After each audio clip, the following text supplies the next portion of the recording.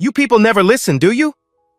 Before Olivia Hawkins can answer, the officer's boot sweeps her legs and she drops hard, knees slamming against her own driveway at 2 p.m. on a Tuesday afternoon.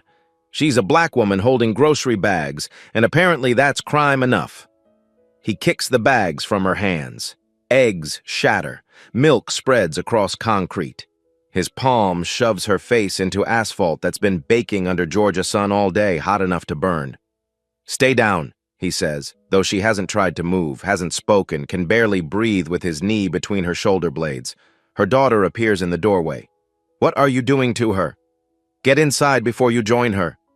4 officers surrounding one woman at her own home. No questions, no interest in answers. What they don't know will destroy them. If this makes you furious, stay. Comment below. They just crossed the wrong person. 23 hours earlier, Olivia Hawkins is stepping off a military transport at Hartsfield-Jackson Airport with a duffel bag that weighs more than her daughter and a headache that's been building since somewhere over the Atlantic. 6 months in Germany coordinating logistics for 3,200 troops. And all she wants is her own bed, her own shower, and 12 uninterrupted hours where nobody needs her to solve a problem. The Uber driver doesn't talk much, which is perfect because Olivia doesn't have words left in her. She watches Atlanta slide past the window, the city she grew up in but barely recognizes anymore, with all the new construction and rising towers that weren't there when she deployed. The driver drops her at her house in Ridgemont just after 6 in the evening on Monday, and the neighborhood smells exactly like she remembers. Charcoal smoke from somebody's grill, chlorine from somebody's pool, cut grass baking in July heat that doesn't quit even when the sun starts thinking about setting. Her house is a modest 3-bedroom ranch with blue shutters that need repainting and a lawn that definitely needs mowing, sitting on a street where the trees are old enough to meet over the road and create tunnels of shade that make the heat almost bearable. Ridgemont used to be exclusively white in the 90s, but now it's every shade of middle-class America, with HOA signs about lawn maintenance and kids' bikes abandoned in driveways and the occasional political yard sign that gets stolen every other week, depending on which way it leans. Emma bursts through the screen door before Olivia can even get her keys out, 16 years old and all long limbs and natural hair pulled into a puff on top of her head, wearing the college t-shirt from the campus visit they took before deployment. She hugs her mother hard enough to crack ribs, and Olivia breathes in the coconut smell of her daughter's shampoo and feels something in her chest unclench for the first time in half a year. "You said you'd be home tomorrow," Emma says into her shoulder. "Caught an earlier transport, wanted to surprise you. Mission accomplished." Emma steps back, grinning wide. "I would have cleaned my room if I knew." "Sure you would have." Olivia drops her duffel in the entryway and looks around at the house that feels both familiar and strange after 6 months of barracks and conference rooms. The refrigerator humming its old song, the air conditioning kicking on with that rattle it's had for 2 years that she keeps meaning to get fixed. This is what she came home for, the boring domesticity of grocery lists and Emma's summer reading assignments and arguing about whose turn it is to take out the trash. They order pizza because there's nothing in the house and spend the evening on the couch watching a movie Emma picked, something with too many explosions and not enough plot. But Olivia doesn't care because her daughter's head is on her shoulder, and this is the closest thing to peace she's felt since she left.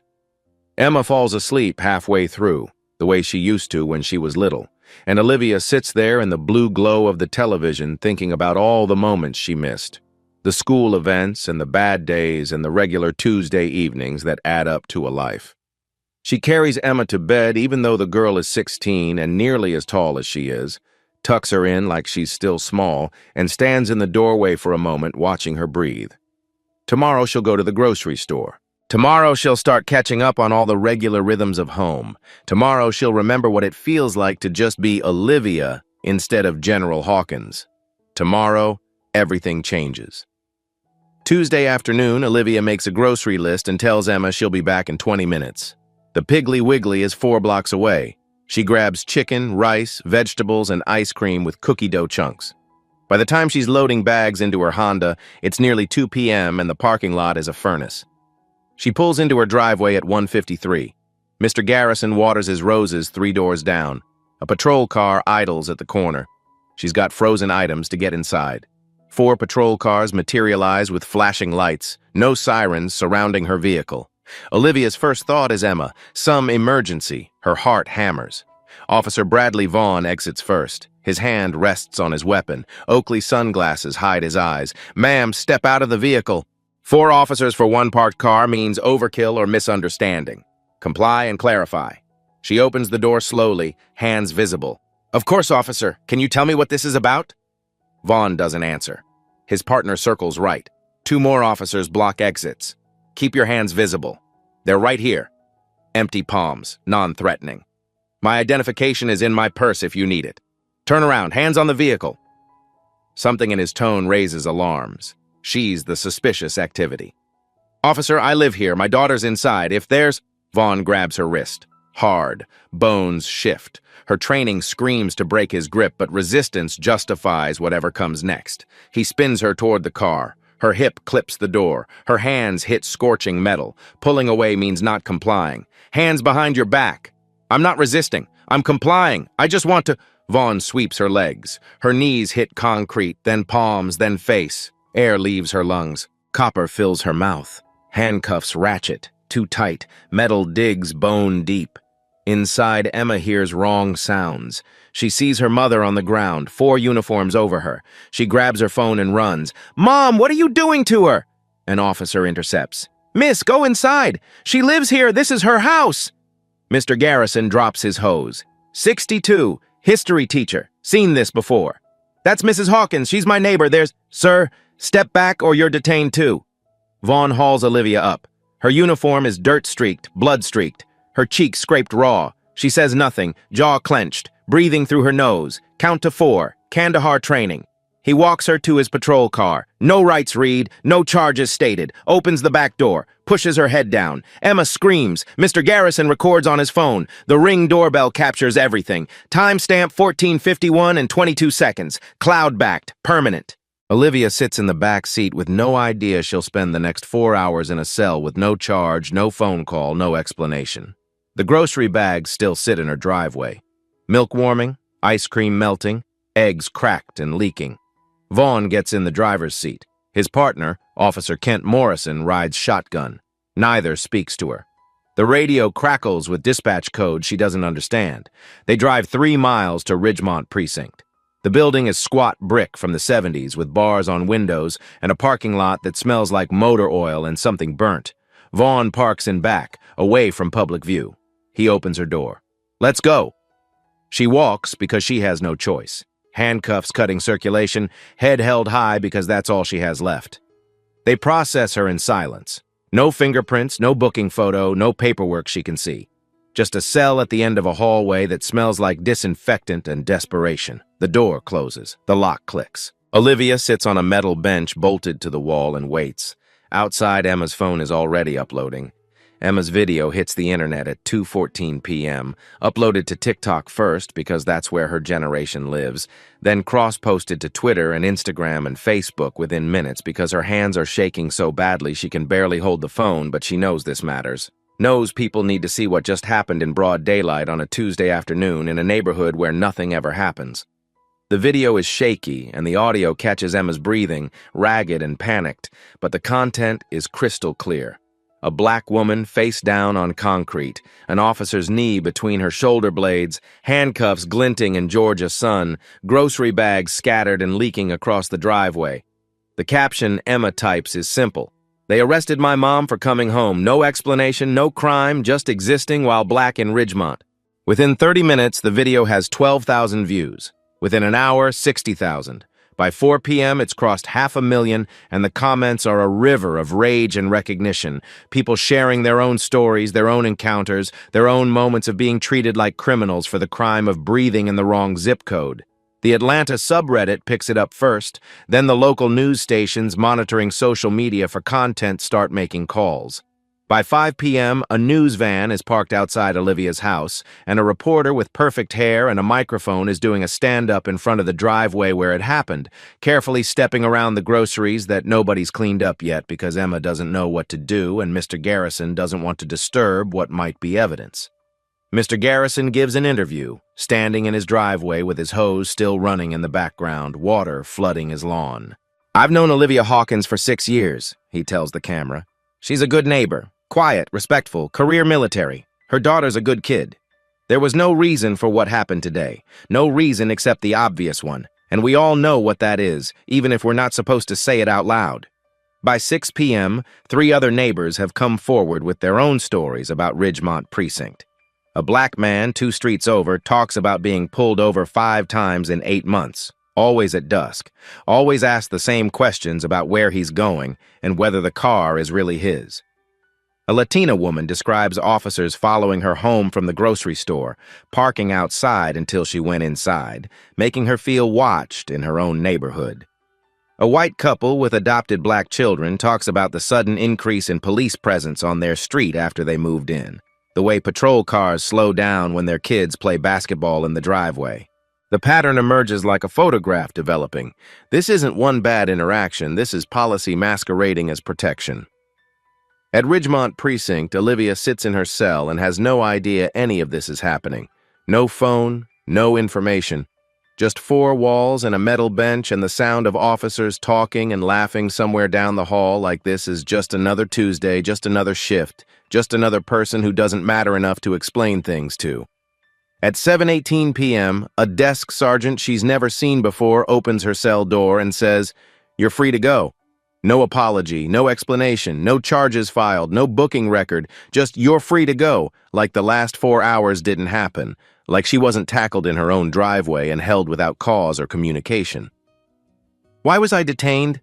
Olivia asks, her voice level despite the rage building in her chest. "You'll have to talk to the officers involved. I'm talking to you. Why was I brought here?"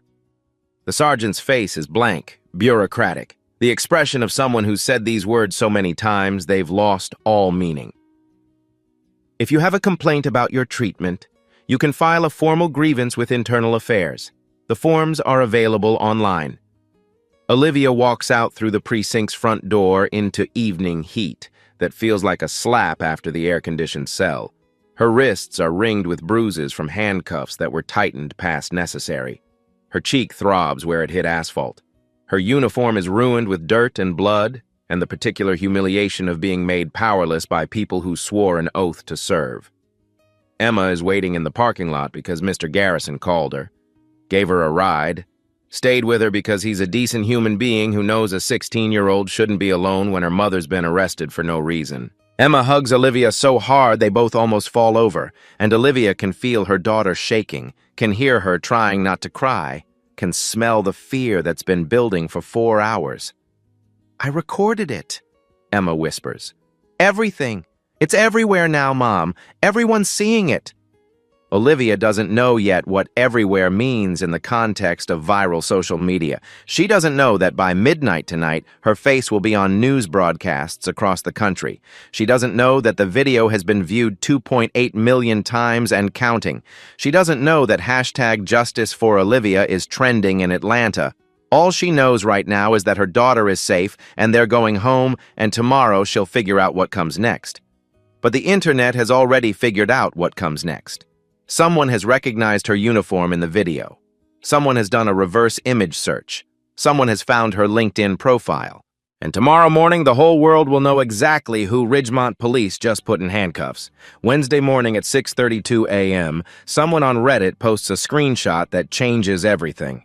It's Olivia's LinkedIn profile, publicly available, professionally maintained, showing a career that spans 26 years and 3 continents.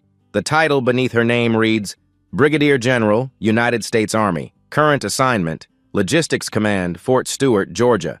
The Reddit thread explodes. "They tackled a general," reads the top comment with 44,000 upvotes. "They put a 1-star on the ground like she's a common criminal." Another comment gilded 3 times. "She commands 3,200 troops and they treated her like a threat for holding groceries." By 7 a.m., Twitter has the story. By 8, CNN. By 9, every major news outlet in the country is running variations of the same headline. Army General detained by Atlanta police in her own driveway. Her service record goes public next, pulled from Department of Defense databases that are technically restricted, but apparently not restricted enough when the internet decides it wants information.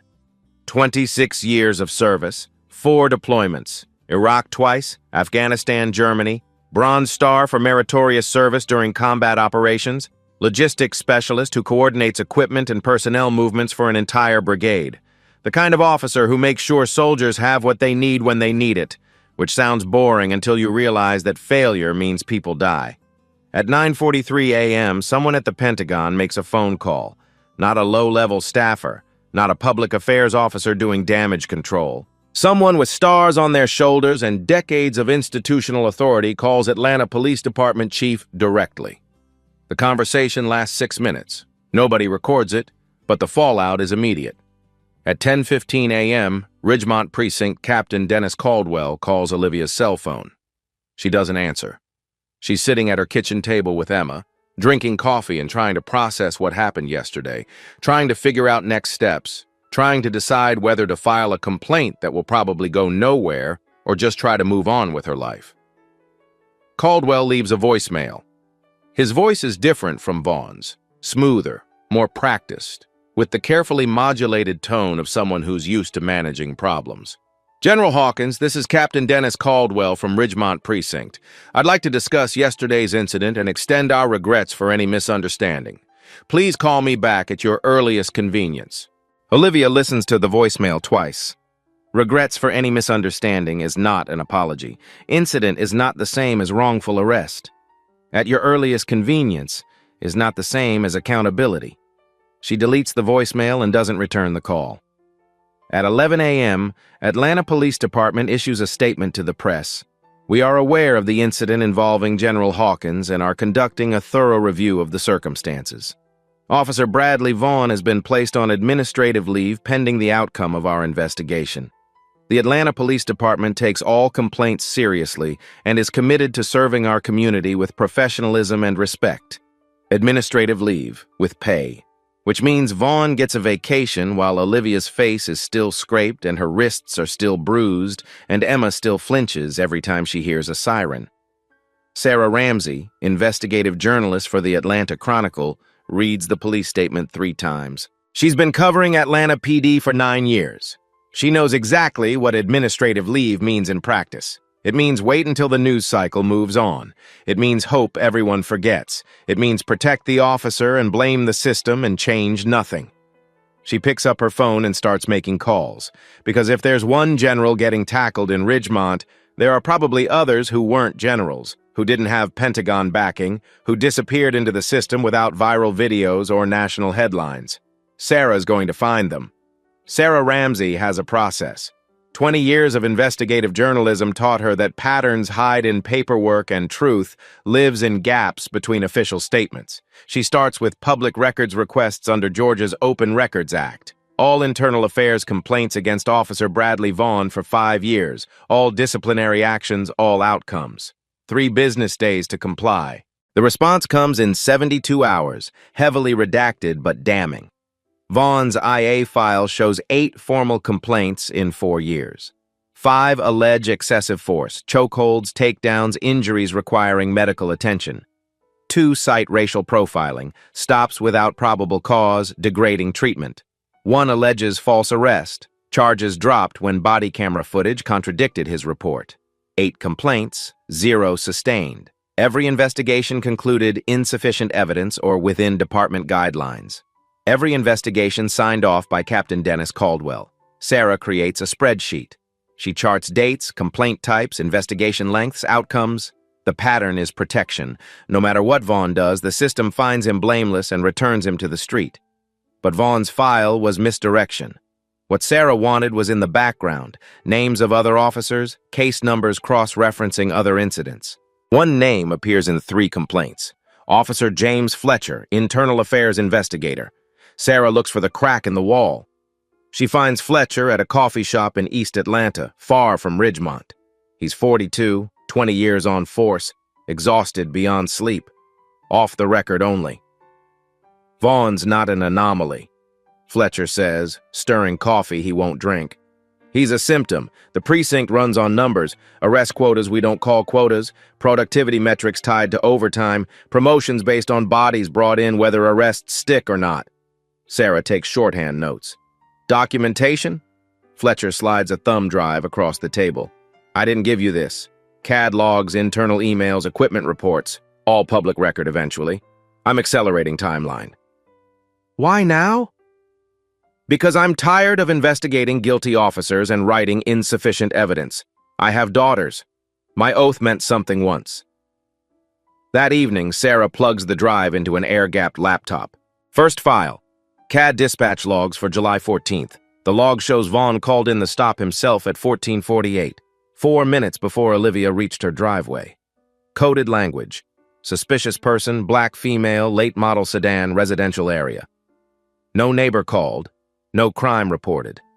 Vaughn was parked 2 blocks away and radioed dispatch when he saw her car. He manufactured probable cause from her existence. Second file, equipment maintenance logs for body cameras.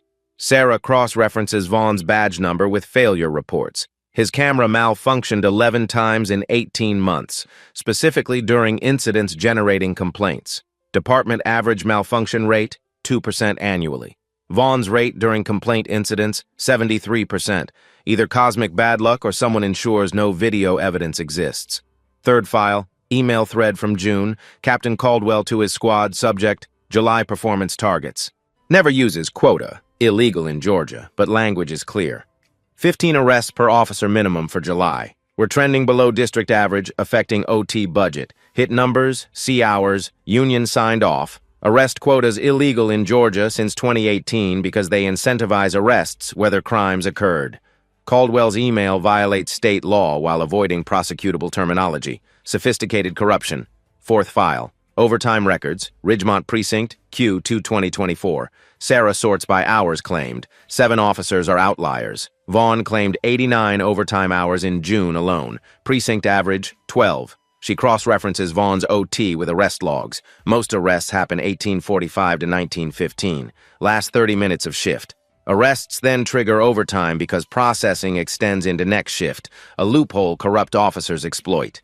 The fraud. Sarah checks court records for those arrests. 62% resulted in dropped charges or failure to appear, suggesting weak or fabricated arrests. You can't claim overtime for work manufactured through false arrests. The math. 7 officers claiming excessive overtime for questionable arrests. Average 80 hours monthly beyond 40-hour weeks. At $48 hourly, that's roughly $340,000 annually paid for arrests not leading to convictions. $340,000 gets district attorneys interested, makes city council hold hearings, transforms individual complaints into systemic investigations. Sarah writes, story goes live 6 a.m. Thursday. The Ridgemont pattern. How arrest quotas and overtime fraud built a system of abuse. Everything included, Vaughn's complaints, body camera failures, quota email, overtime numbers, court dismissals. She names names, everything documented. Olivia's arrest as visible example of years-long pattern. By 8 a.m., shared 40,000 times. By noon, Fulton County DA issues statement, we are reviewing allegations of systematic misconduct at Ridgemont Precinct, and will determine appropriate action based on evidence. By 3 p.m., grand jury convened. Criminal investigations take months, but accountability machinery started moving. Sarah's phone rings. Fletcher, block number, voice tight. They transferred me, effective immediately. Night shift patrol zone 6. Captain says routine rotation. We both know what it really is. I'm sorry, Sarah says. Don't be sorry. Keep digging. There's more. Ridgemont's not the only precinct running this scheme. Look at overtime patterns across the district. Follow the money. It goes higher than Caldwell. Way higher. He hangs up before she can ask what he means. Sarah looks at her laptop screen, at files still unread on Fletcher's thumb drive, and realizes she's only scratched the surface.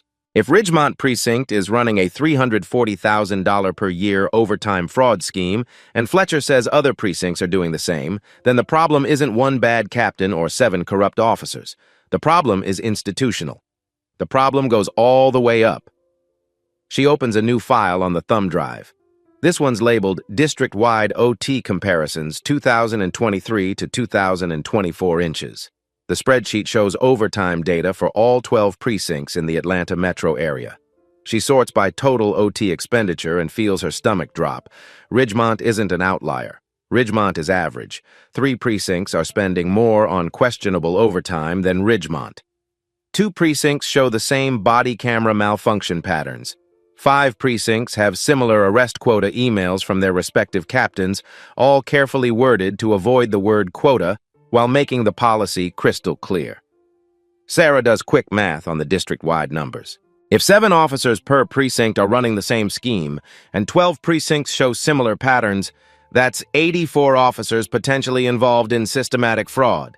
At $340,000 per precinct annually, that's over $4 million being stolen from Atlanta taxpayers to fund a system that incentivizes false arrests. $4 million. That number doesn't just get district attorneys interested. That number gets federal prosecutors interested. That number triggers FBI public corruption investigations. That number means RICO charges if the conspiracy is organized enough. Sarah starts a new document. This story is bigger than Vaughn, bigger than Caldwell, bigger than Ridgemont. This story is about how an entire police district created a financial incentive structure that rewards officers for arresting innocent people. And Olivia Hawkins, Brigadier General, Bronze Star recipient, 26 years of service, was just the one who had enough visibility to make people pay attention. Sarah keeps writing. The follow-up story will publish Monday. By then, she'll have contacted every person who filed a complaint in the past 2 years across all 12 precincts. By then, she'll have mapped the network. By then, she'll have built a case so airtight that even the blue wall of silence can't protect them. Outside her apartment window, Atlanta sleeps. But Sarah's just getting started. The Atlanta Police Benevolent Association issues a statement Friday morning, 48 hours after Sarah's article breaks. The union represents 4,300 officers and has a political war chest that makes city council members nervous during elections. Officer Bradley Vaughn is a dedicated member of law enforcement with 9 years of exemplary service. He has received commendations for bravery and has put his life on the line to protect our community. This rush to judgment by media outlets undermines the difficult work that officers perform every day. Officer Vaughn followed department protocols, and we are confident any fair investigation will clear him. The association stands firmly behind Officer Vaughn and all officers who face false accusations while doing their jobs. No mention of 8 prior complaints. No acknowledgement of body camera malfunctions or quota emails or overtime fraud. Just the standard playbook. Wrap the officer in the flag, invoke sacrifice, portray accountability as an attack on all police. Union Vice President Greg Sullivan does a live interview that evening, sitting in full uniform even though he's off duty. The interviewer asks about Sarah's article. Sullivan's response is smooth, practiced. Look, I wasn't there. I don't know what General Hawkins did before the cameras started rolling. Officers make split-second decisions with incomplete information and their lives potentially at risk. Armchair quarterbacking from journalists who've never worn a badge doesn't help anyone. The host follows up. But the CAD logs show Officer Vaughn called in the stop before General Hawkins arrived home. There was no reported crime. Sullivan shakes his head with patient disappointment. I'm not going to litigate evidence on television. That's what investigations are for. Officers develop instincts based on years of experience. We should let the process work instead of convicting people in the court of public opinion. It's masterful deflection. He sounds reasonable.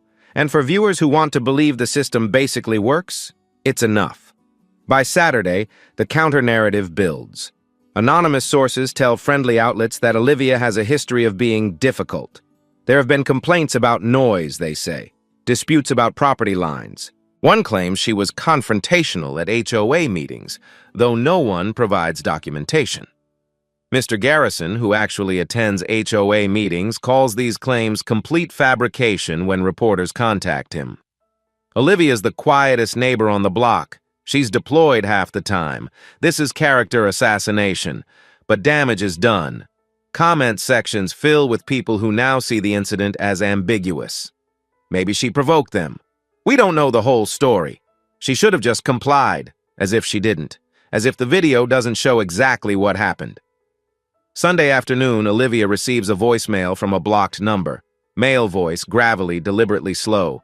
General Hawkins, you've made a lot of noise. Got people asking questions that don't need answers. Accidents happen to heroes. Think about your daughter's safety. Think about whether this crusade is worth what it might cost. 14 seconds. Olivia listens once, then saves it to 3 different cloud accounts because she knows how evidence disappears. She doesn't call police. Who would she call? That evening, Emma comes home from a friend's house with red eyes and won't talk for an hour. Finally, it spills out. Kids at school whose parents are cops. They're saying her mom is a liar. They're saying she attacked officers first, and the video doesn't show it. They're saying Emma's trying to get attention, get money from a lawsuit, ruin good men's careers. They called me a race baiter, Emma says, voice small. Said I'm making everything about race when it was just a normal stop. Olivia holds her daughter and feels rage harden into something cold and permanent. Monday morning, Olivia gets a call from a Pentagon colonel she's known 15 years. His tone is careful, diplomatic. Olivia, you know I respect you, but there are concerns at senior levels about this becoming politicized. The military getting dragged into civilian law enforcement controversies. Some people are suggesting it might be better to resolve this quietly. Take the department's apology, accept a settlement, move on. Your promotion to Major General is coming up for review. It would be unfortunate if external controversies complicated that process. The threat is polite but unmistakable. Drop it or risk your career. Olivia thanks him and hangs up. She sits at her kitchen table. The house is quiet. Emma's at school. The voicemail threat is on her phone. The smear campaign is on television. Her career is hostage. Her daughter is harassed. This is how they win, not by being right, but by making the cost of fighting too high. By isolating you. By making you choose between justice and everything else you value. Olivia thinks about giving up. It would be easy. Just let it go. Vaughn gets his vacation. She keeps her stars. Emma stops getting bullied, and life returns to normal. She almost does it. Her hand hovers over her laptop, ready to email Sarah saying she's withdrawing cooperation. Then Emma comes home early from school. Emma's face is blotchy from crying. Her backpack hits the floor. She stands in the doorway like she's trying to decide whether to fall apart or hold it together. What happened? Olivia asks, though she already knows. Mr. Patterson, my history teacher. He showed the news clip in class. The union guy saying you probably did something we didn't see on camera. Then he asked if anyone had thoughts. Emma laughs, bitter. Brandon's dad is a cop. He said you're making it harder for good officers to do their jobs. Said people like you are why cops get killed. People like me. He didn't say black, he didn't have to. Emma sits at the kitchen table where Olivia's been drafting her withdrawal email. Mr. Patterson didn't stop him, just nodded like Brandon made a good point. Like it was legitimate debate whether my mom deserved to be tackled in our driveway. Olivia closes her laptop. The cursor's been blinking on that email for an hour. Dear Miss Ramsey, after careful consideration, I have decided to withdraw my cooperation. I'm sorry, baby. Why are you sorry? Emma looks up, eyes red but sharp. You didn't do anything wrong. You came home with groceries. That's it. That's the whole crime. I know, but what? But we should just accept it? But we should let them lie about you and threaten us? Emma's voice rises. Mom, you always said follow the rules and you'll be fine. I believed that. And they still put you on the ground. The words hit like physical force. Olivia hears her own voice in her daughter's mouth. All those years of teaching Emma to respect authority, to comply with police, to believe the system works. All those lessons now ashes. If you stop now, Emma says quietly, what do I tell myself next time? That the rules don't work, or that you have to be a general for them to matter? Olivia doesn't have an answer. When did you get so smart? I have a good teacher. Emma manages a small smile. So what are we doing? Fighting or giving up? Olivia looks at her daughter and sees herself at 22, standing in the military entrance processing station with right hand raised and her father's words in her head. He died when she was 19. Heart attack at the mechanic shop where he worked 60-hour weeks without complaint. But before he died, he told her something. Summer evening on the porch, Olivia complaining about unfair treatment. Do the right thing even when it costs you, he said. Especially when it costs you. That's the only time it matters. She joined the Army 3 years later, took the oath at MEPS with 40 other recruits. I will support and defend the Constitution of the United States against all enemies, foreign and domestic. That oath didn't have an expiration date. Didn't say, unless it's inconvenient, or unless they threaten your career, or unless your daughter gets harassed. Olivia deletes the email, types a new one. Dear Miss Ramsey, I'm ready to move forward. Tell me what you need. She clicks send. Emma watches. So we're fighting. We're fighting. Good. Emma picks up her backpack. I'm going to do homework. Let me know if you need me to testify or whatever. She heads upstairs like they just decided what to have for dinner instead of whether to go to war. Olivia sits alone in the kitchen and feels something she hasn't felt in days. Not hope, exactly. Not confidence. Just clarity. The kind that comes when you stop looking for the easy way out and accept the hard way forward. Her phone buzzes. Text from Sarah Ramsey. Just got your email, thank you. We're going to win this. Olivia doesn't know if that's true, but she knows they're going to try. Tuesday morning, Mr. Garrison starts a petition on change.org. His grandson helps him set it up. The title, Justice for General Hawkins and Accountability for Ridgemont Police. He includes links to Sarah's articles, Ring doorbell timestamps, CAD log quotes, no inflammatory language. The facts are inflammatory enough. This isn't about one incident, he writes. This is about a pattern of abuse unchecked for years. If a decorated general can be treated this way in broad daylight, what happens to people without cameras, without visibility, without Pentagon backing? Within 6 hours, 800 signatures. Within 24 hours, 3,000. By Thursday evening, 5,200 and climbing. The comments section becomes testimony. A black man 2 streets over describes being pulled over 5 times in 8 months, always at dusk, always asked where he's going and whether the car is really his. A Latina woman talks about officers following her home, parking outside, making her feel watched. A white couple with adopted black children describes sudden police presence after they moved in, patrol cars slowing when their kids play basketball. The pattern Sarah documented in arrest records is now visible in lived experience. Wednesday afternoon, veterans of foreign wars post 254 issues a statement. The commander is a retired Army colonel who served with Olivia in Iraq. When we don't protect our own, who will? General Hawkins has served with distinction for 26 years. She deserves better. The VFW organizes a motorcade to City Hall for Monday. 100 motorcycles, American flags, veterans in uniform, the kind of visual that makes politicians pay attention. Thursday morning, attorney Rachel Whitman from ACLU of Georgia calls Olivia. They want to file a federal civil rights lawsuit. Not just against Vaughn, against Caldwell, against the city, against the policies that made Olivia's arrest inevitable. This is bigger than one officer, Rachel says. This is Fourth Amendment violations, 14th Amendment violations, a system that incentivizes false arrests and protects the officers who make them. We file in federal court. We demand policy changes, independent monitoring, real reform. Olivia asks what matters. What are the chances we win?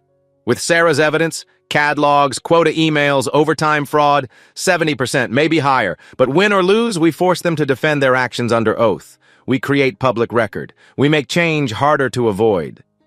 Friday afternoon, Rachel files in United States District Court for the Northern District of Georgia.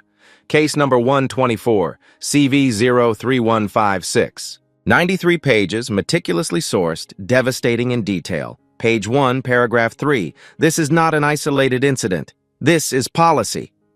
By evening, every major outlet covers the story. Not just the arrest anymore. The lawsuit, the petition, the veterans, the pattern. Olivia watches news with Emma and feels something she hasn't felt since this started. Not vindication, solidarity. The knowledge she's not fighting alone. The system bet on her exhaustion. The system lost. Sunday night, Sarah receives an encrypted email from an unrecognized address. No subject line, no message, just an attachment. Audio file, 4 minutes 18 seconds, labeled Precinct Briefing 06-12-2024.mp3. She downloads it to her air-gapped laptop and hits play. The audio quality is poor, recorded on a phone muffled by fabric, competing with scraping chairs and coughing officers. But the voice is clear. Captain Caldwell's voice. Listen up, July targets, 15 arrests per officer minimum. I don't care if it's jaywalking or loitering or suspicious fucking behavior. Hit the numbers or lose your OT. Union approved it. Questions? A pause. Then another voice, younger, uncertain. Cap, isn't there a state law against... Caldwell cuts him off.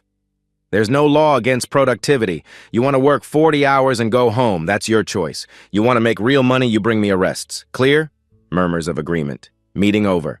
Sarah listens 3 times. This isn't coded language requiring interpretation. This is a captain explicitly ordering illegal arrest quotas tied directly to overtime pay. This is a smoking gun. She calls Fletcher. Voicemail. Tries again.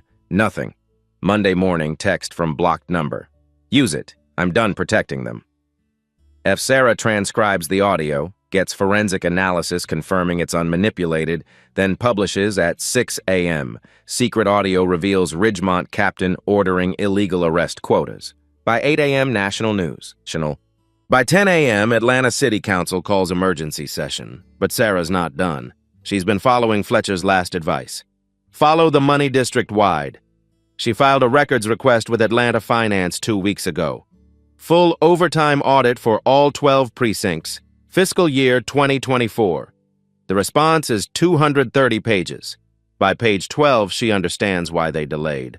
Ridgemont's $340,000 in questionable overtime isn't an outlier. It's average. 3 precincts spend more. District-wide total for arrests in the last 30 minutes of shifts, the overtime trigger window, is 1.2 million arrests. 68% resulted in dropped charges or failures to appear. 84 officers running the same scheme, roughly $4 million annually in fraudulent overtime from city budget. $4 million stolen from taxpayers to fund a system incentivizing false arrests. Sarah publishes the follow-up with charts, graphs, district-wide comparisons. She names top overtime earners. She maps correlation between quota pressure and false arrest rates. Tuesday afternoon, Atlanta Finance Director issues statement, based on preliminary review, we are referring this matter to the FBI Public Corruption Unit. Wednesday morning, Fulton County DA convenes a grand jury, not just for Vaughn, for the system. Federal prosecutors don't mess around with $4 million in fraud. By Thursday, 3 captains have lawyered up. By Friday, Greg Sullivan, union VP who did smooth TV interviews, resigns citing health reasons. Sarah gets another encrypted email, not audio this time, a spreadsheet. Union meeting minutes from 18 months showing Sullivan personally approved the overtime scheme, lobbied captains to increase quotas to boost member earnings. The union wasn't just protecting bad officers. The union engineered the corruption. Sarah publishes Saturday morning. Police union VP orchestrated district-wide fraud scheme. By afternoon, Sullivan's lawyer issues statement, Mr. Sullivan denies wrongdoing and looks forward to clearing his name. By evening, federal prosecutors issue 7 subpoenas. Olivia watches the news from her kitchen table. Each revelation, each indictment, each crack in the blue wall. Emma sits beside her. Is it over? Not yet, but it's close. Sunday night, Sarah receives an encrypted email from an unrecognized address. No subject line, no message, just an attachment. Audio file, 4 minutes 18 seconds, labeled Precinct Briefing 06-12-2024.mp3. She downloads it to her air-gapped laptop and hits play. The audio quality is poor, recorded on a phone muffled by fabric competing with scraping chairs and coughing officers. But the voice is clear. Captain Caldwell's voice. Listen up. July targets, 15 arrests per officer minimum. I don't care if it's jaywalking or loitering or suspicious fucking behavior. Hit the numbers or lose your OT. Union approved it. Questions? A pause. Then another voice, younger, uncertain. Cap, isn't there a state law against... Caldwell cuts him off. There's no law against productivity. You want to work 40 hours and go home, that's your choice. You want to make real money, you bring me arrests. Clear? Murmurs of agreement. Meeting over. Sarah listens 3 times. This isn't coded language requiring interpretation. This is a captain explicitly ordering illegal arrest quotas tied directly to overtime pay. This is a smoking gun. She calls Fletcher. Voicemail. Tries again. Nothing. Monday morning, text from blocked number. Use it. I'm done protecting them. If Sarah transcribes the audio, gets forensic analysis confirming it's unmanipulated, then publishes at 6 a.m. Secret audio reveals Ridgemont captain ordering illegal arrest quotas. By 8 a.m. national news. By 10 a.m. Atlanta City Council calls emergency session. But Sarah's not done. She's been following Fletcher's last advice. Follow the money district-wide. She filed a records request with Atlanta Finance 2 weeks ago. Full overtime audit for all 12 precincts. Fiscal year 2024. The response is 230 pages. By page 12, she understands why they delayed.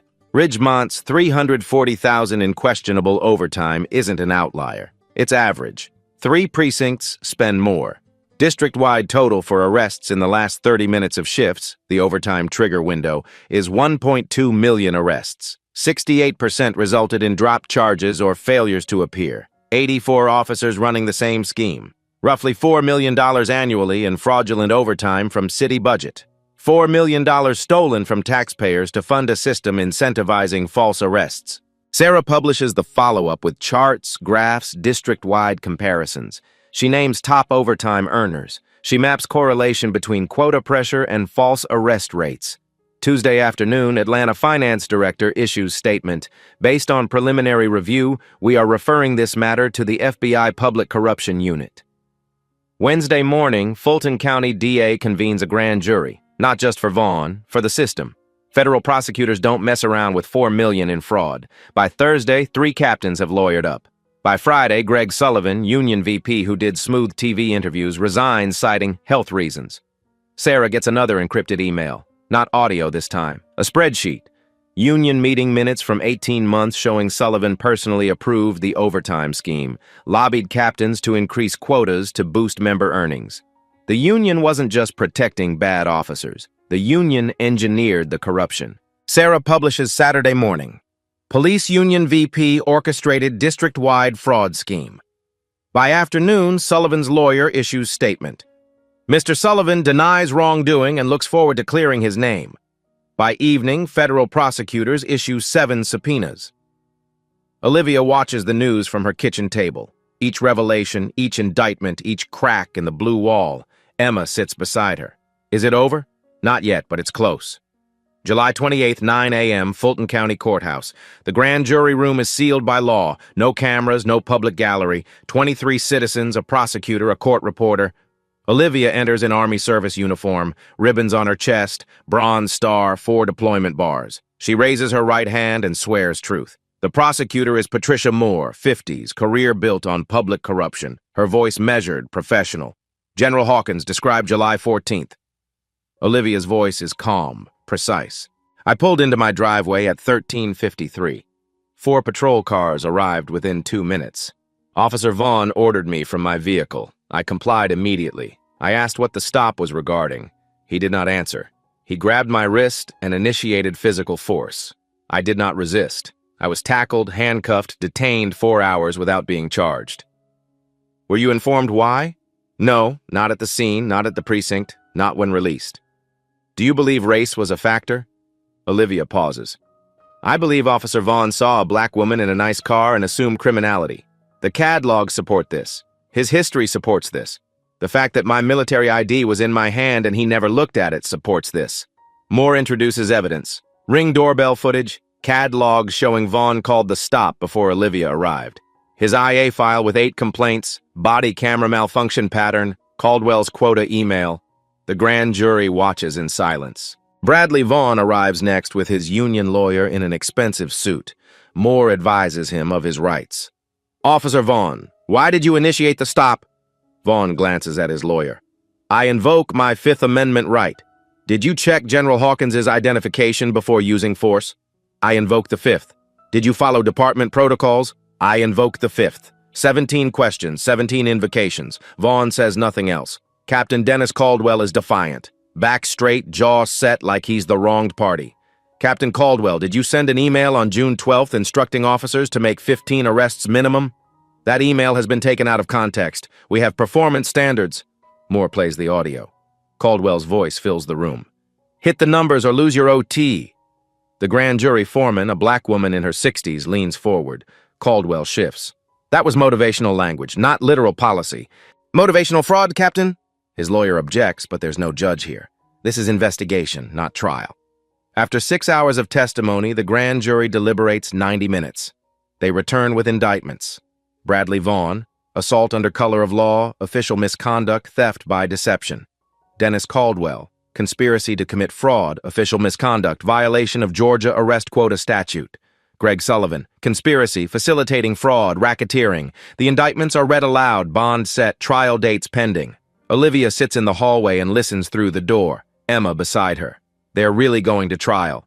They're really going to trial. Not a verdict, not yet, but accountability, finally. August 15th, Pentagon announces promotions. Olivia Hawkins, Major General, 2 stars. The citation, exemplary service and grace under extraordinary circumstances. Ceremony at Fort Stewart. Emma pins the 2nd star on her mother's uniform. Hands shaking. Smile steady. That week, Atlanta PD issues General Order 2408.